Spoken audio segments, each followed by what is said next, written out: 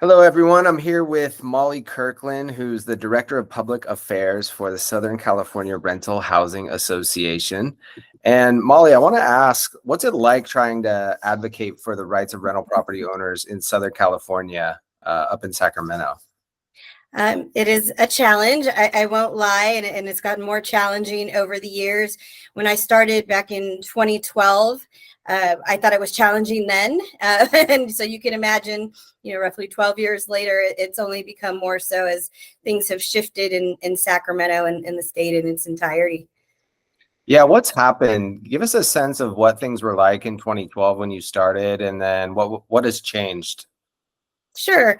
I'll say first, we are a nonpartisan organization, but nevertheless, partisan politics does play into this. And of course, California has always been largely Democrat run, and certainly in our legislature. What's happened since then is we have a supermajority of Democrats, meaning both houses, and obviously our governors in the last several terms are Democrats. And so it makes it really tough to stop legislation that's introduced by Democrats. A lot of times it's partisan votes. And it's been tough for Republicans really to get through some of their common sense legislation that might be helpful to our industry. So, and we're also up against something that we've seen in the last few years is more progressive Democrats. We used to have, I would say, more moderate Democrats who maybe were more left socially, but still understood business issues, or at least would take them into account. And so we have kind of a whole new crop of folks in the newer legislators that are a little bit more progressive. And a lot of them come from areas like Bay Area, LA, where they have some of the ideas that are probably, the worst in our book, like rent control and really extreme tenant protection laws.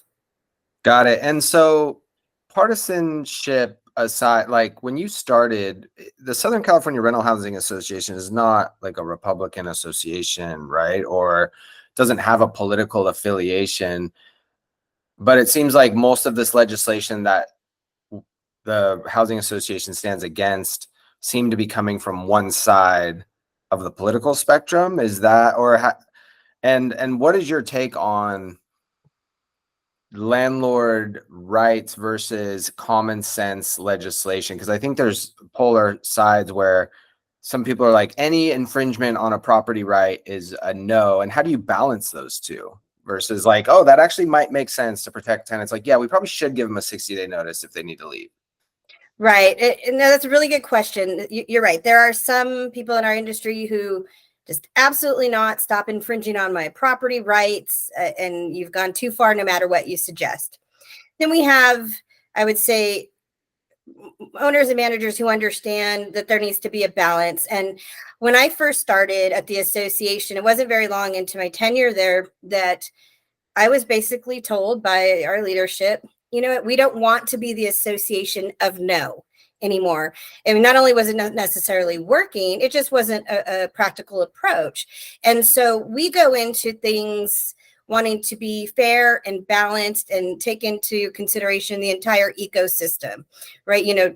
Owners and managers need tenants, tenants needs owners and managers, and it's a kind of a symbiotic relationship. And so there's really a need to go into things and recognizing that there could be some legitimate needs for some of this legislation. You're right. 60-day notice, that makes sense. It takes longer now to find a new place to live. We're up against a supply and inventory crunch. So we need to be, cognizant of things like that. And, tenant protection ordinances. We're not saying, hey, pass whatever you want and make it super restrictive, but sometimes there are things that need to be addressed. So it's more about approaching it with solutions and saying, okay, XYZ is not going to work for these reasons, or there's already law that covers that, but we understand you're trying to solve something over here, and here's our ideas. And at the end of the day, our mantra is we want to be at the table and not on the menu. At the table, not on the menu. I like that. So it sounds like at the beginning, it was just no, any right that gets infringed upon is a no. And that didn't seem to be working. So you took a more holistic approach, which I appreciate and I like, which is we have to be for, as a community of rental housing owners, I feel like for a healthy environment for us all to operate on. And when something gets too lopsided in one way or the other, it's not healthy. And it sounds like that's the direction you've taken. How has that shift changed things, good or bad? I think it's worked for the most part. In Sacramento, there are sometimes bills that we just, we say no, we have to stay opposed to that because we look at the bigger picture, what that's going to mean down the road. And so there are times we will die on our sword if we have to. But sometimes we have opportunities to go in and make things better. So it's not always, we're not always getting W's, but a lot of times we get close to it. And I think if we can make things more tenable for our members and make it more workable, then we've done a good job.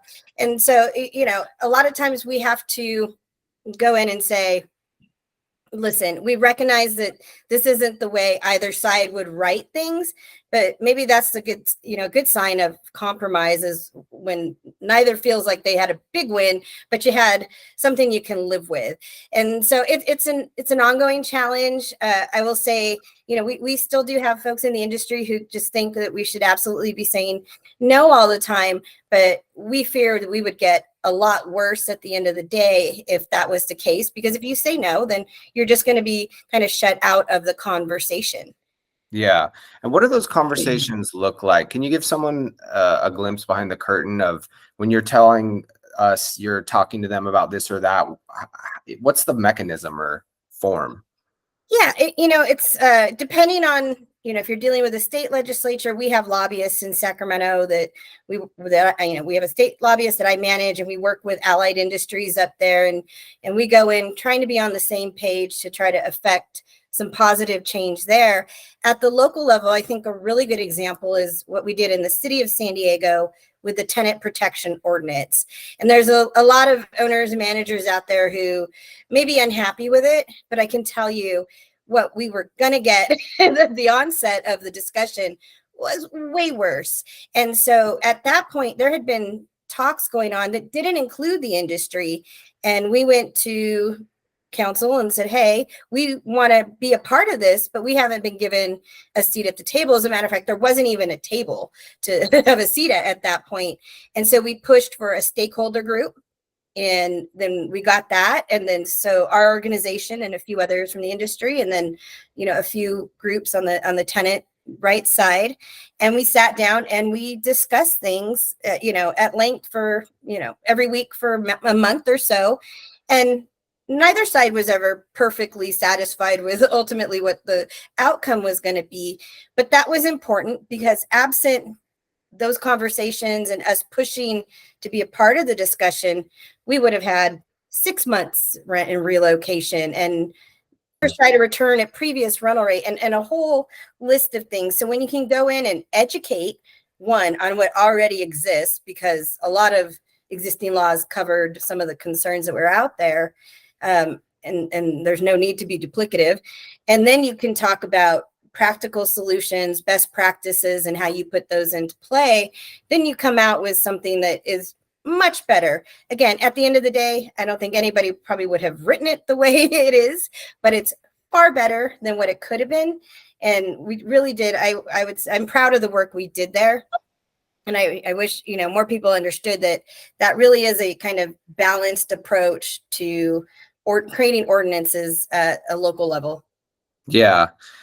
Who is right there alongside of you in these talks? Are there other organizations or people that you can point to that are there? Well, so whenever we're having these discussions, we reach out to our partners. We are not the only rental association in town. We work closely with the California Apartment Association. My counterpart in San Diego, she and I keep in touch all the time. We try to collaborate and be on the same page. And I think that's important too, that your industry voices are on the same page. Depending on the issues, we may work with the building industry association, the different realtor associations, some of the building and office management industry. It just depends. There's a lot of issues that touch our industry that may not seem directly landlord tenant related, but nevertheless, they could have an impact when you're thinking of, the climate change and climate action plan ordinances, and you're looking at minimum wage hikes and all kinds of ballot measures and whatnot. The business industry as a whole, we get together and we talk. It may not be a direct hit on your immediate industry, but the business industry as a whole remains engaged with one another, and we try to partner together whenever we can and do coalition letters and really, again, be on the same page, because at the end of the day, you need more voices to kind of make your point sometime. Got it. Okay. So the way I look at rent control, for example, is it a war of ideas, or does the others is it authentically up for debate whether it could be good for a city or not? Like, I feel like there's been studies on rent control and it's pretty well documented. It doesn't have the effect, but if we're going to be honest and play devil's advocate, like, does the other side not believe that or see it differently, or could we be wrong if we're, being humble? Like, how do you see rent control, that issue, playing out in communities? That's a really good question. I'm a firm believer in data and studies, and we always ask for that whenever we're presented with things. Rent control, to your point, is well studied, well documented. We know 90% of economists agree it doesn't have a good effect on the housing market. It doesn't do what it's intended to do. And so I would say that's one issue where we can probably say, just no, absolutely no. And for a variety of reasons. But at the end of the day, if you look at some of the more recent studies, I think there was one out of Stanford not too long ago, they found that it doesn't actually benefit the people it's intended to benefit. And there's no means testing, right? So anybody, just by sheer timing or, luck, can be in a rent control unit and enjoy that, even though they may have, a large income. And I think rent control advocates, I don't want to say they're being disingenuous when they're looking at rent control and promoting it. I think to them, it's a tool in the toolbox, and that's why they're fighting so hard to repeal Costa-Hawkins, is that they want to make it more widespread and apply to just about everybody. But they're willing to, I don't know, I hate to say it, but I feel like they're willing to overlook the harm that it might do to a few people over here if they think it'll help, a handful of people over here. I try to get into the mindset of somebody who supports rent control, because it sounds good on the surface. I have those conversations with friends and family all the time. Well, why is rent control bad? And then you explain it and they get it. But on the surface, rent control, oh yeah, I don't have to pay as much. That sounds great. And I think sometimes the talking point for certain advocates ends there. And it's just like, you'll save money, you won't have to pay a lot in rent. And they don't delve deep into kind of the long-term impacts and really, who it might hurt in the process. So that is one I think we always will die on our sword for. It's just no, because it doesn't help anybody in the long run. Yeah, unpack that for a layperson. Like, what are the unintended consequences, and what is the thought process that people advocate for it? Sure. I mean, firstly, I'll say, if you look at the most expensive cities in our country, up until recently, just about all of them have rent control. LA, San Francisco, New York. There's a huge issue right now in New York with vacant units that are being, like, thousands of units being held off the market because once, the renter moves out, there's massive upgrades that are needed. So the rent cap kind of makes it unaffordable to do this because they won't be able to recoup their costs. And it's actually cheaper just to leave it sitting there vacant. So that means you're pulling housing units off the marketplace in an already, impacted housing environment. There's a laundry list of things, but like I said, rent control is not means tested. It doesn't matter what your income is, you're going to get that benefit. And we know of plenty of people, I think, who have abused that over the years and had, little pied-à-terres in the city, that so when they go into town on the weekend and they're a doctor and live, in their mansion outside of the city, during the week, it certainly impacts new construction. And that's why Costa-Hawkins, one of the main reasons the Costa-Hawkins Rental Act, and I can go into that later, was put in place, is because it was deterring new construction at a time when it was sorely needed. And here we are again in a similar environment, needing more housing units.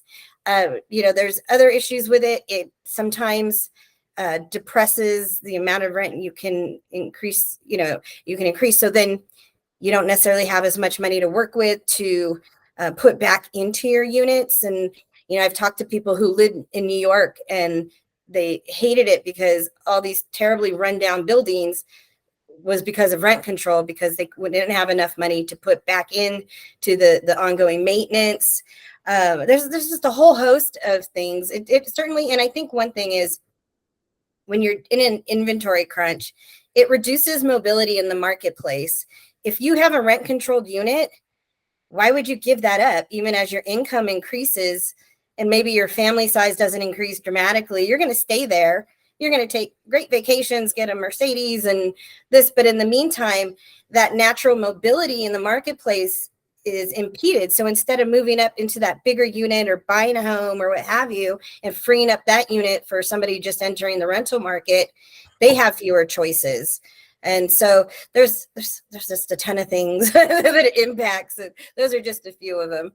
Yeah, that's interesting when you bring up Costa-Hawkins, and let's get into that a little bit, because I think that it's not on a lot of people's radar as a big issue. Obviously, it is for me and you because this is what we do.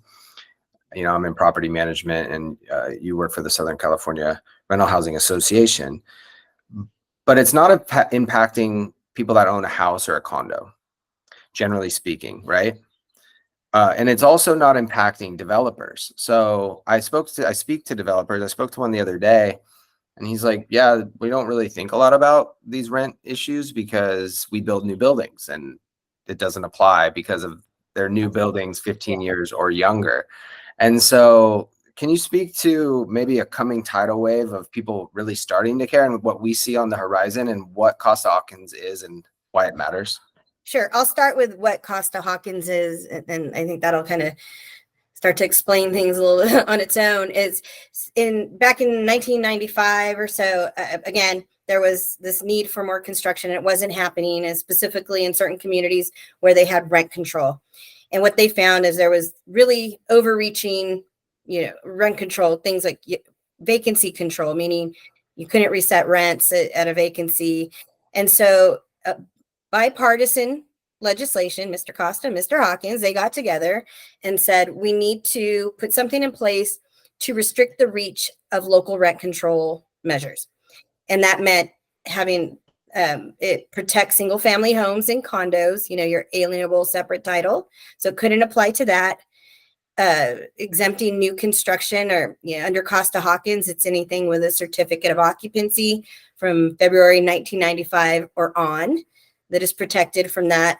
And then mandating vacancy decontrol, your ability to reset rent at a true vacancy. And so that's why your developers thus far haven't really had to worry about rent control because of Costa-Hawkins. Single family homeowners who may rent out a home or a condo, they enjoy those protections from Costa-Hawkins. And certainly anybody in a rent controlled jurisdiction, because of this law, has the ability to reset rent to market rate or whatever works for them at a true vacancy. And that's vital, again, so you can keep up with cost over time. When those things go away, then the prospect of rent control, if you don't have it, becomes even scarier. Those jurisdictions that already have it, clearly, they're maybe more vulnerable to having their ordinances or their ballot measures adjusted now to apply to all those previously protected properties or to have vacancy control come back in place. And so it becomes more attractive to some legislators and certain groups when you don't have these protections in place. And I'll give you an example. In 2018, when this first came up, this repeal of Costa-Hawkins, and this is our third time, by the way, talk about a bad penny. At the same time, we were fighting a rent control ordinance in National City, and they purposely ran these in tandem, expecting Costa-Hawkins to get repealed and that ordinance to apply to every property in National City. Now, we are fortunate that we defeated both, and so that obviously didn't happen, but that's why they ran it locally at that time, because they saw an opportunity to pass rent control and have it apply to everything across the board. And so we don't have rent control in San Diego, obviously, knock on wood, or any of our, local jurisdictions, but we certainly don't want to make it more attractive to any elected official or to those who might want to put it on the ballot. And I do know of some local elected officials in different jurisdictions who think there is some benefit to having rent control and local control, as they put it. Got it. Yeah, they don't have vacancy decontrol. We do have a form of rent control in San Diego, right? Through the AB 1482 and through SB 567. But that doesn't apply to single family homes and condos. And one of the biggest things I think rent control hurts communities with is it affects inventory. And so the argument is people aren't going to want to rent their place out, right? If they can't raise rent, if there's all these onerous restrictions like AB 2216 that could pass potentially about like having to allow pets, things like that. Now that one actually does apply to single family homes and condos. But if we look at just Costa-Hawkins, yeah, if there's an apartment building, let's say the owner is fed up with these laws.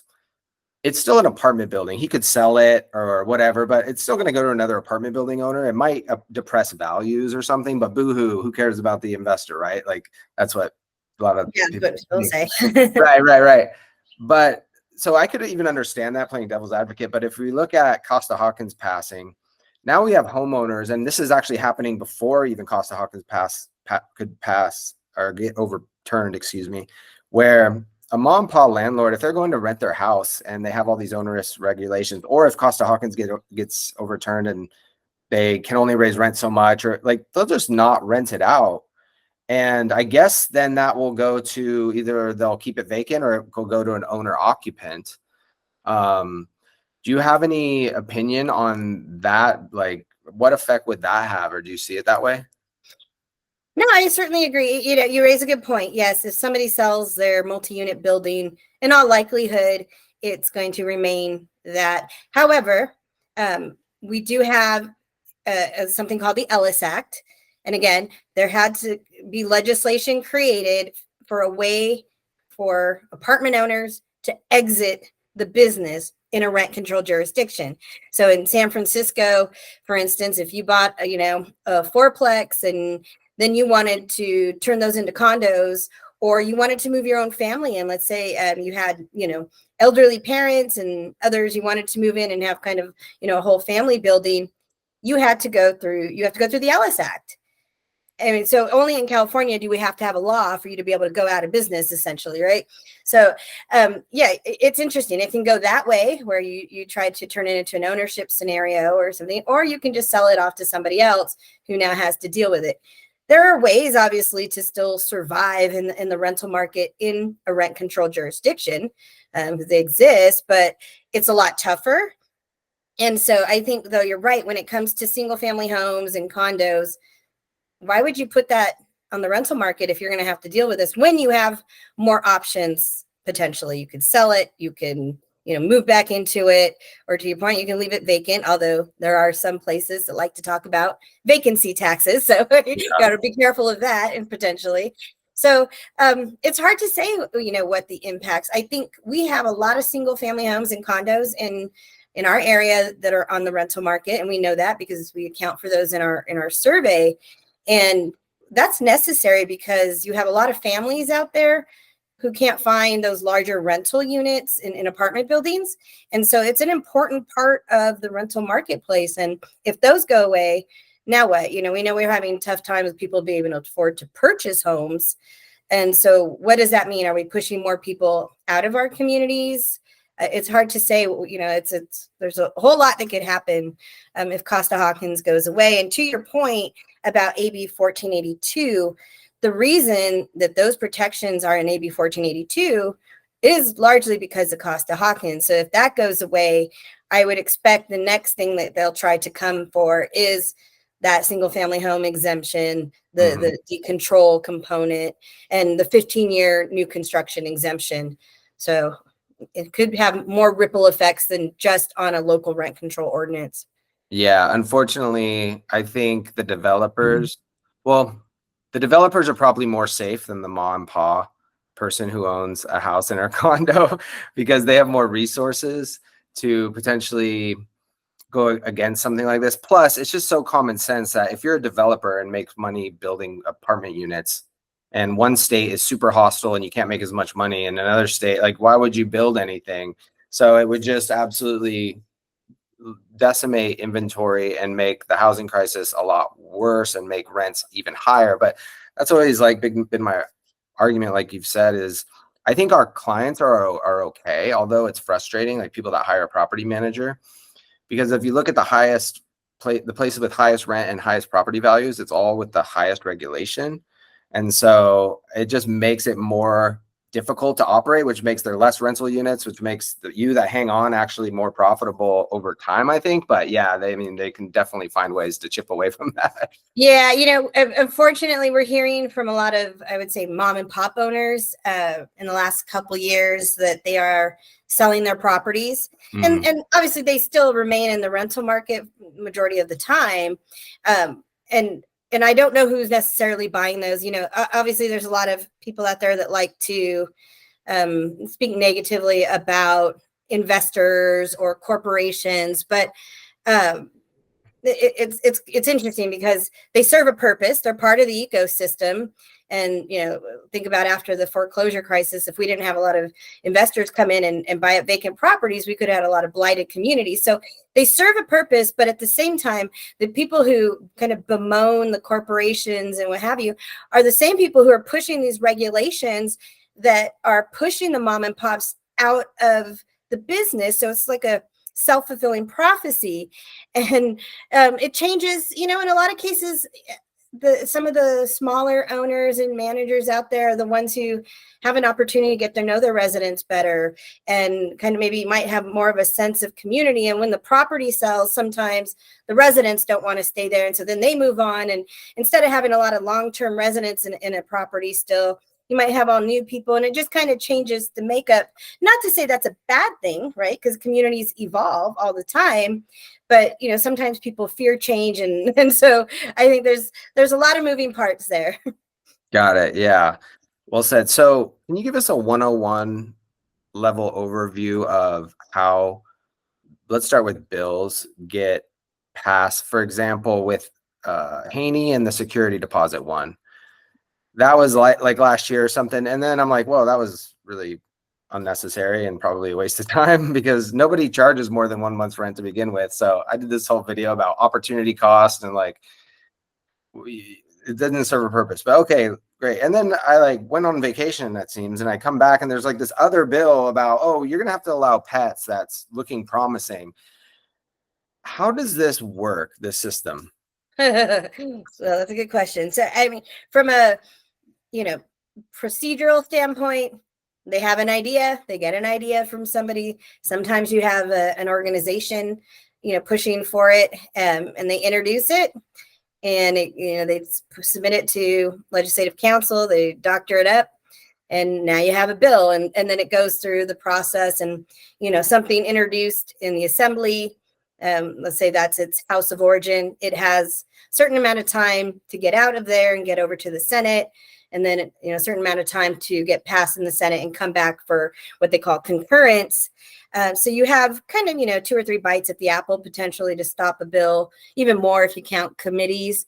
I think unfortunately we're in this scenario that in committee a lot of bills are getting out. They're getting courtesy votes, like the pet bill, for instance. A lot of the people on judiciary said, we have a lot of issues with this. I'm going to give you the vote today so it can get out, but you need to keep working on it. And as a matter of fact, we are hearing now that the author is open to taking amendments. I think he's realizing he might have a tough time passing it off the floor. And so that is kind of the process in a nutshell. I think the Humane Society and some other groups are adamant supporters of that bill. But the security deposit bill, I think there were some tenant groups behind it, but I think that was just his idea. He thought that was a good idea because he sees, security deposits and first month rent as a barrier to getting into housing. And so a lot of people didn't have heartburn over that because, they don't charge more than 1 month.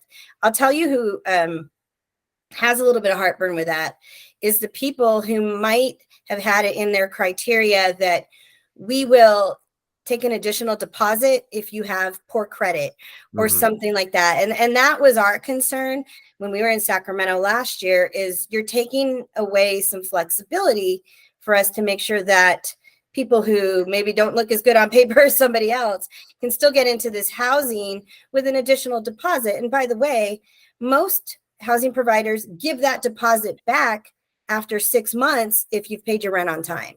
Mhm. It's just a little kind of risk management tool.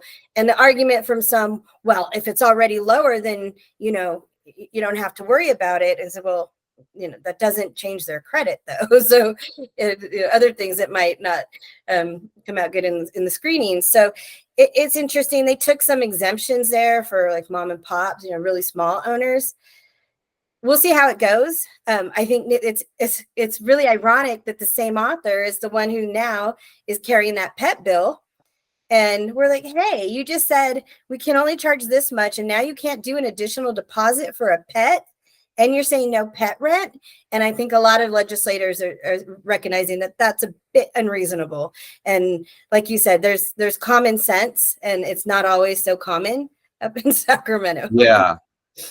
Yeah. So that's interesting. So it comes out of assembly, gets votes, then it goes to the Senate. And the Senate will approve it, send it back, and then it gets concurrence from the assembly, or? Yeah, so you know, on the assembly side, let's say it starts there, it'll go to a committee. Sometimes they're double referred to, maybe 2 committees, depending on the issue area. Then it goes to the floor. Then it goes over to the Senate, where again, it goes through a committee process. Then it goes to the Senate floor. If it gets off, it goes back to the assembly for kind of a cursory vote on the floor. Just, usually, and there's usually not much debate at that point, unless the Senate, let's say, has sent it back with a bunch of amendments. Okay. But you at that point, you usually know the author has to accept the amendments. And so it's not like it's a big surprise or anything. Got it. Most people will know by that point. And yeah, once it's in that stage, it's usually kind of a done deal. When Not it's at always. the Senate? What's that? When it's at the Senate? Once it comes back for, its Yeah. concurrence in its original house, at that point, it's probably going to pass. Okay, so AB 2216, for example, is at the Senate now? It's on the assembly floor, technically. So Still. it hasn't come up for a vote. It can, they put it on what's called the daily file, just about every Thursday. But you also, the insiders up there, they get a list of things that are really going to come up. But we know that the author right now is working on amendments. And actually, we're going to be talking later today with some of my volunteers about what we might be able to offer for that bill. Although that's one that's pretty, that's pretty hard to make something that we can live with. There's other bills that, minor amendments or some technical changes could do the trick. This one's a tougher nut to crack, I think. And not just because of what it does to property owners and managers in terms of, changing their policies, but it's taking choice away from other renters. So if you want to live in a property where there's not pets, that could go completely by the wayside. And you don't have any choice at that point as somebody who doesn't want to live near pets or is allergic or frightened or whatever the case may be. And think of all the people that work from home now. If you have to live next to a yapping dog, that could be a huge problem. So Yeah. We'll see what we get with that one. The other thing, without going too much into the weeds, is it can be made harder to stop a bill when other organizations remove their opposition. So sometimes an author will say, oh, well, X group remove their opposition. They're okay with it now. So you should be too.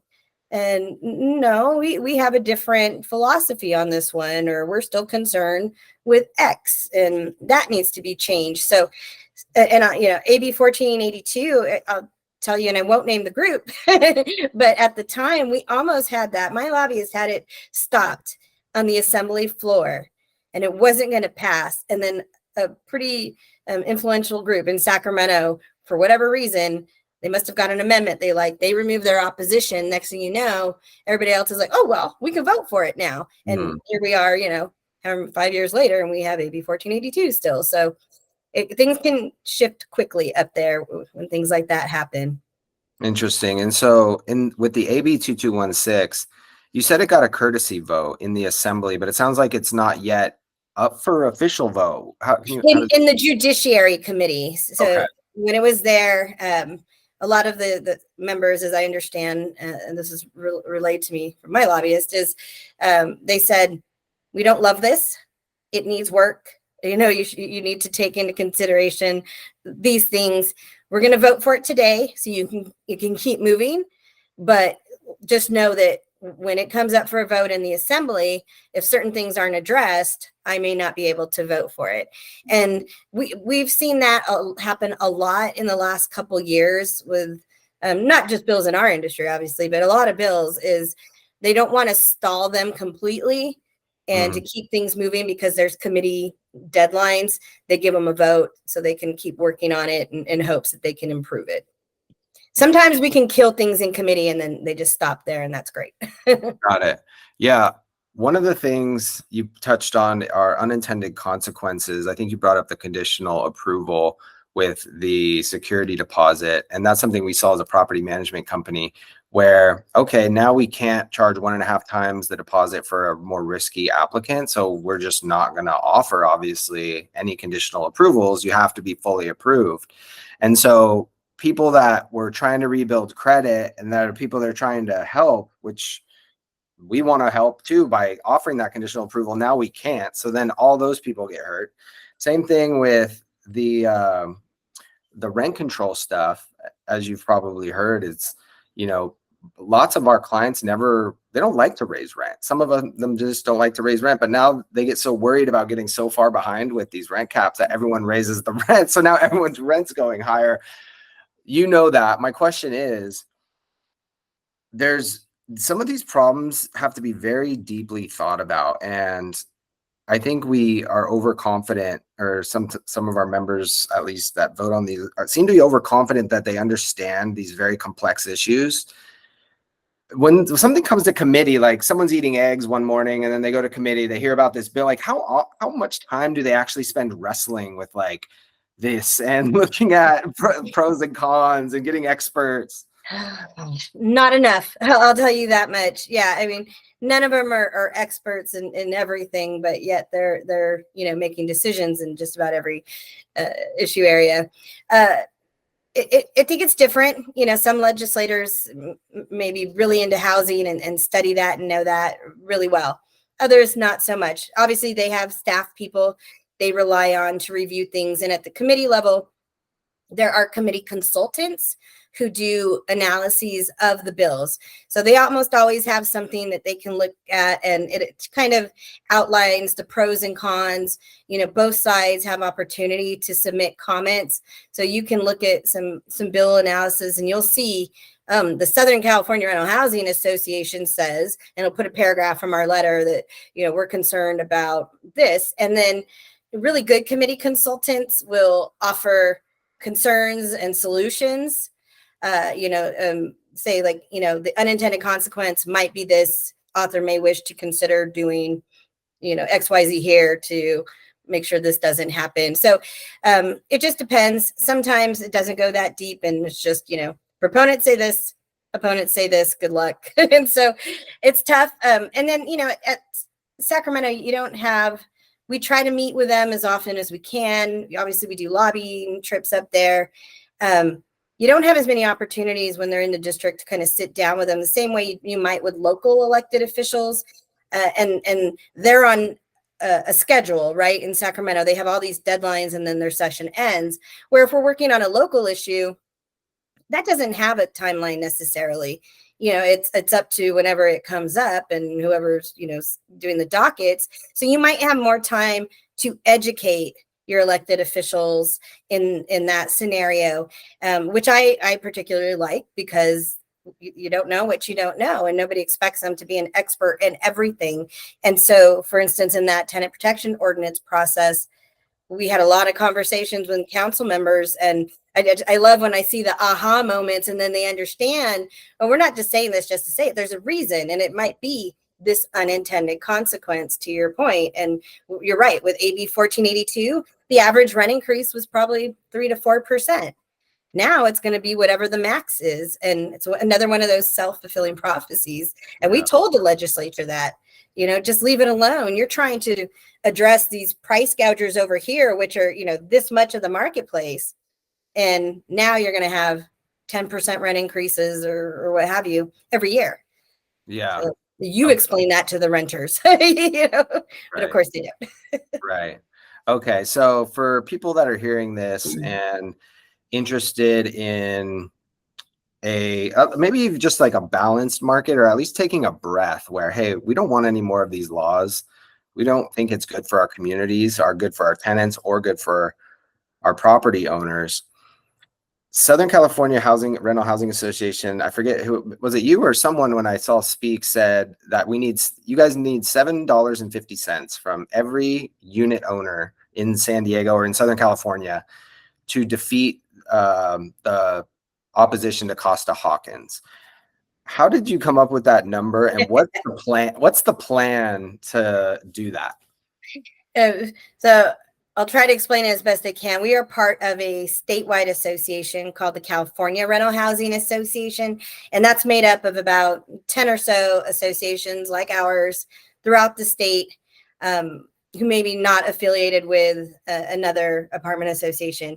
And so that is just one campaign, by the way. I should say that there are, at least 2 efforts to defeat this measure. And so that California Rental Housing Association, RHA, hires consultants, and we've done this the last 2 times it's popped up. And you sit down, you develop a budget, figure out what it's going to cost you to defeat something, and that's includes polling, your ads, everything under the sun. And then we took it and did the math on how many members we have, how many units they have in total. And that's where we came up with a $7.49 per unit figure to raise, a certain amount of money by a certain date. So it's a lofty goal. I won't lie. The campaigns have gotten more expensive with all the digital buys and whatnot you have to do. And certainly it's like every other cost in the world, it goes up, as the years go on. And so it seems, depending on how many units you have, it might seem like a really hefty number. But it's kind of like insurance, you pay it now so you don't have to worry about it later on down the road. Because when you do the math, like I think it was Christine Lamarca who was talking about vacancy decontrol, when you do the math on how much you'll lose on an average 2-bedroom unit over 5 years, which I think is around 27,000, and then you multiply it by your units, obviously that number is a lot worse than $7.50 per unit, just one time. Yeah. So that's kind of the quick and dirty story of how we got to that number. Okay. And that's not the only way that money's being raised, by the way. I mean, we're doing, direct communication. We'll be doing direct solicitations, and there's a lot more going on out there in the ether. And like I said, we're not the only group that has a campaign. The California Apartment Association, they also run campaigns against these measures when they pop up. And then, realtor groups usually join in on these. And so as the campaign materials start coming out, the major donors have to be listed on those. So you'll start seeing the California Business Roundtable is who RHA partners with. Sometimes Howard Jarvis and those folks will get involved. So it kind of develops over time as we get closer to November. Got it. Okay. Well, great. Well, Molly, thank you so much for coming on and educating us on some of the stuff going on in our city and our state. Thank you. Yeah, happy to. Thanks for having me, and let's do this again sometime. There's no shortage of things to talk about in this realm. Sounds great. Will do. Thank you. Take care.